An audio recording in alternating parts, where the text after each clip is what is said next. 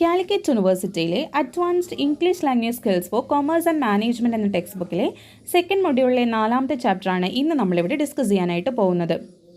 Nobel banquet speech by Luigi പിരാൻഡലോ.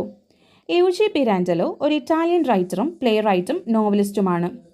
Human ഇമോഷൻസിനെ പറ്റിയും human ഐഡൻറ്റിറ്റിയെ പറ്റിയുമാണ് അദ്ദേഹം കൂടുതലും എഴുതാറുള്ളത്.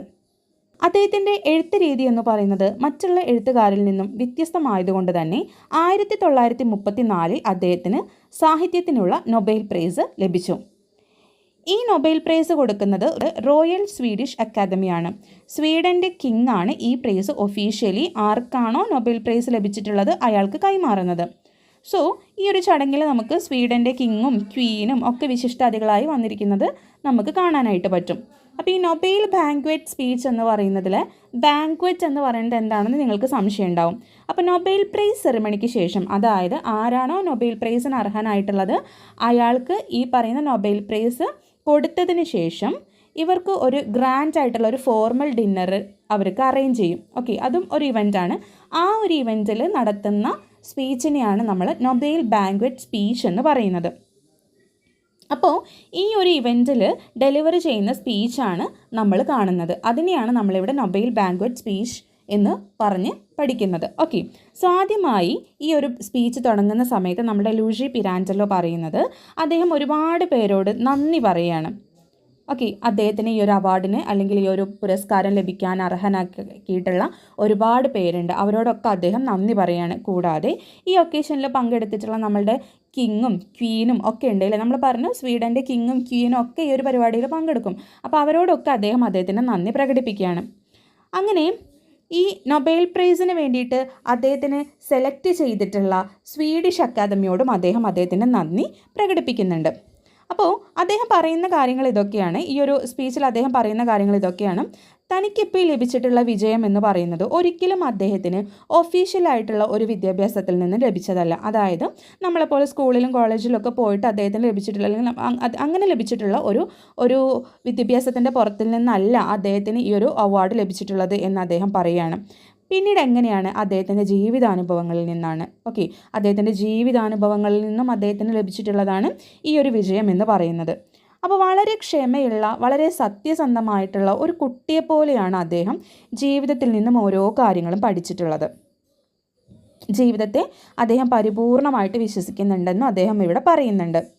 അദ്ദേഹത്തിൻ്റെ ലളിതമായിട്ടുള്ള സ്വഭാവമാണ്, അല്ലെങ്കിൽ സിമ്പിളായിട്ടുള്ള അദ്ദേഹത്തിൻ്റെ ആ ഒരു ബഹുമാനം, അല്ലെങ്കിൽ സിമ്പിളായിട്ടുള്ള അദ്ദേഹത്തിൻ്റെ ആ ഒരു പെരുമാറ്റ രീതിയാണ് അദ്ദേഹത്തെ ജീവിതത്തെ തന്നെ വിശ്വസിക്കാൻ അദ്ദേഹത്തിനെ പ്രേരിപ്പിച്ചിട്ടുള്ളത് എന്നുള്ളത് അദ്ദേഹം ഈ ഒരു സ്പീച്ചിൽ പ്രത്യേകം എടുത്തു പറയുന്നുണ്ട്. ഓക്കെ, ദെൻ അദ്ദേഹം പറയുന്ന മറ്റു കാര്യങ്ങൾ എന്തൊക്കെയാണെന്ന് വെച്ചാൽ ജീവിതത്തെ വളരെ ശ്രദ്ധാപൂർവം അദ്ദേഹം നിരീക്ഷിച്ചിട്ടുണ്ട്. അങ്ങനെ നിരീക്ഷിച്ചതിൻ്റെ അടിസ്ഥാനത്തിൽ നിന്നും അദ്ദേഹത്തിന് ജീവിതത്തോട് വിനയവും ബഹുമാനവുമെല്ലാം ഉണ്ടായിട്ടുണ്ടെന്ന് അദ്ദേഹം പറയുന്നുണ്ട്. ഓക്കെ, അപ്പോൾ അദ്ദേഹത്തിന് ജീവിതത്തിനോട് വിനയവും ബഹുമാനവും ഒക്കെ ഉണ്ടായിട്ടുള്ളത് എങ്ങനെയാണ്? അദ്ദേഹം വളരെ ശ്രദ്ധാപൂർവം തൻ്റെ ജീവിതത്തെ നിരീക്ഷിച്ചത് കൊണ്ടാണ്. ഓക്കെ, അപ്പോൾ ജീവിതത്തിൽ ഉണ്ടായിട്ടുള്ള വേദനകൾ, അതുപോലെ തന്നെ അദ്ദേഹത്തിൻ്റെ ജീവിതത്തിൽ ഉണ്ടായിട്ടുള്ള തെറ്റുകൾ, അല്ലെങ്കിൽ അദ്ദേഹത്തിൻ്റെ ജീവിതത്തിൽ സംഭവിച്ചിട്ടുള്ള മിസ്റ്റേക്കുകൾ, അങ്ങനെയുള്ള പല അനുഭവങ്ങളും അദ്ദേഹത്തെ പല കാര്യങ്ങളും പഠിപ്പിച്ചിട്ടുണ്ട്. അപ്പം നമ്മളൊക്കെ നമ്മുടെ ജീവിതത്തിൽ നിന്നും ഓരോ കാര്യങ്ങൾ ഉണ്ടാകുന്ന സമയത്ത്, നമ്മുടെ ജീവിതത്തിൽ ഓരോ കാര്യങ്ങൾ സംഭവിക്കുന്ന സമയത്ത് നമ്മൾ അതിൽ നിന്നും ഓരോ കാര്യങ്ങൾ പഠിക്കും അല്ലേ. അപ്പോൾ അതേപോലെ അങ്ങനെയുള്ള ഓരോ കാര്യങ്ങളും അദ്ദേഹത്തെയും ഓരോ കാര്യങ്ങൾ പഠിപ്പിച്ചിട്ടുണ്ട് എന്ന് അദ്ദേഹം ഇവിടെ പറയുകയാണ്. അപ്പോൾ ഇങ്ങനെയുള്ള അനുഭവങ്ങളാണ് അദ്ദേഹത്തെ ഈ ഒരു നിലയിലേക്ക് വളരാനായിട്ട് അദ്ദേഹത്തെ സഹായിച്ചിട്ടുള്ളത്. ഓക്കെ, അപ്പോൾ സ്വന്തം സ്വഭാവത്തിൽ തന്നെ തുടർന്ന് പോവുകയും അദ്ദേഹത്തിൻ്റെ അനുഭവങ്ങൾ അല്ലെങ്കിൽ സ്വന്തം സ്വഭാവത്തിൽ തുടർന്ന് പോകാൻ അദ്ദേഹത്തിൻ്റെ അനുഭവങ്ങൾ അദ്ദേഹത്തെ ഹെൽപ്പ് ചെയ്തിട്ടുണ്ട്. അപ്പോൾ അങ്ങനെ ചിന്തകളിലും വികാരങ്ങളിലും കൂടുതൽ ശ്രദ്ധ കേന്ദ്രീകരിച്ചതുകൊണ്ടാണ് അദ്ദേഹം ഇന്നൊരു എഴുത്തുകാരനായത് എന്ന് അദ്ദേഹം പറയണം. അതായത് നമുക്കറിയാലോ, എഴുത്തുകാർക്ക് ഏറ്റവും ഇമ്പോർട്ടൻ്റ് ആയിട്ട് വേണ്ട ഒരു ഗുണം എന്ന് പറയുന്നത് ഇമാജിനേഷൻ എന്നുള്ളതാണ്. എല്ലാവർക്കും ഇമാജിനേഷൻ ഉണ്ട്, പക്ഷെ നമ്മളെല്ലാവരും എഴുത്തുകാരായില്ലല്ലോ. അപ്പോൾ പ്രത്യേകമായി വളരെ ശ്രദ്ധാപൂർവം ഓരോ കാര്യങ്ങളെ വീക്ഷിക്കുകയും ഇമാജിനേറ്റീവ് പവർ ഉണ്ടായിരിക്കുകയും ഒക്കെ ചെയ്യുന്ന ആളുകളാണ് വലിയ വലിയ എഴുത്തുകാരൊക്കെ ആയിട്ട് മാറുന്നത്. അങ്ങനെ ചിന്തകളിലും വികാരങ്ങളിലും കൂടുതൽ ശ്രദ്ധ ഇദ്ദേഹം കൊടുത്തിട്ടുണ്ടായിരുന്നു. അതുകൊണ്ടാണ് അദ്ദേഹത്തിനൊരു എഴുത്തുകാരനായിട്ട് മാറാനായിട്ട് സാധിച്ചത് എന്ന് അദ്ദേഹം പറയുകയാണ്.